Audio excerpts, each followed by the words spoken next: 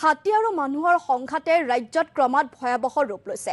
হাতীৰ সন্ত্ৰাসত সৰ্বশান্ত হৈছে শ শ পৰিয়াল। বনৰীয়া হাতীৰ গছকত ইতিমধ্যে ৰাজ্যত কেইবাজনো লোকে জীৱনো হেৰুৱাইছে। তামাৰহাটত এইবাৰ পুনৰ হাতীৰ আক্ৰমণৰ বলি হ'ল এজন গঞা। প্ৰকাণ্ড দতাল হাতীৰ আক্ৰমণত কথমপিহে প্ৰাণ ৰক্ষা পৰিল এজন লোকৰ। সমগ্ৰ দৃশ্য বন্দী হৈ ৰ'ল মোবাইলৰ কেমেৰাত।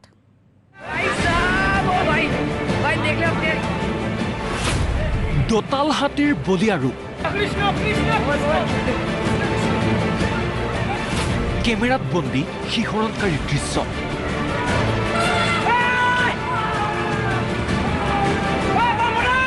প্ৰথমতে দৃশ্যটো চাওক, হাতীটোৰ ফালে আগুৱাই গৈছে দুজন লোক।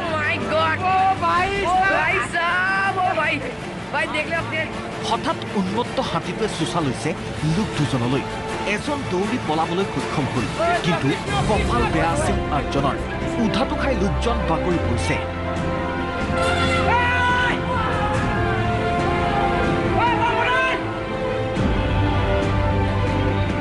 উঠি আকৌ পলাবলৈ চেষ্টা কৰিছে, কিন্তু দুৰ্ভাগ্যবশতঃ আকৌ বাগৰি পৰে লোকজন। আৰু তাৰ পাছৰ দৃশ্য এয়া।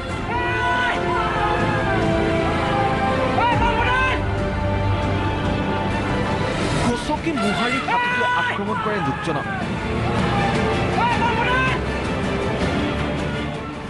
ধুবুৰীৰ তামাৰহাটৰ ঘটনা। গংগাধৰ নদীৰ কালাচান পাৰাচৰত অৱস্থান কৰি থকা হাতীটো উজানপেটলা গাঁৱত প্ৰৱেশ কৰিছিল, আক্ৰমণ কৰিছিল গোধনক। আৰু তাৰ পাছতেই উন্মত্ত হাতীটোৰ আক্ৰমণৰ বলি হ'ল কনক ৰায় নামৰ এই লোকজন।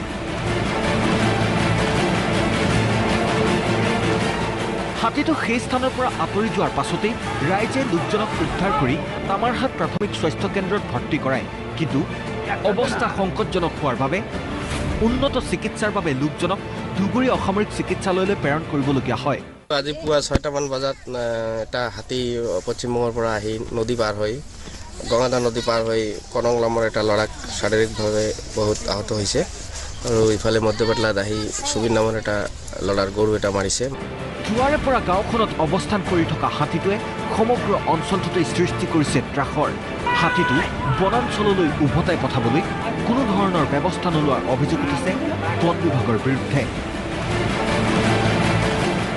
তামাৰহাটৰ পৰা শহীদুল ইছলামৰ ৰিপৰ্ট, প্ৰতিদিন লাইভ।